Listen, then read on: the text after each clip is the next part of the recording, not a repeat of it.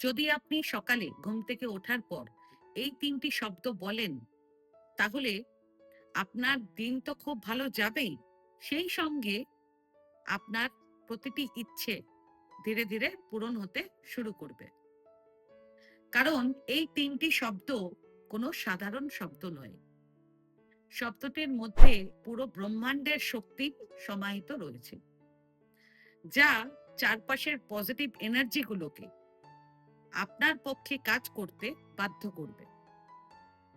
যে ব্যক্তি এই ৩টি শব্দ উচ্চারণ করে তার দিন শুরু করেন, তার জীবন থেকে রোগ, নেগেটিভিটি এবং ব্যর্থতা ধীরে ধীরে কমতে থাকে। এবার জেনে নিন ৩টি শব্দ কি কি। সকালে ঘুম থেকে ওঠার সঙ্গে সঙ্গে প্রথমেই বলবেন সূর্য, প্রভা, সমৃদ্ধি।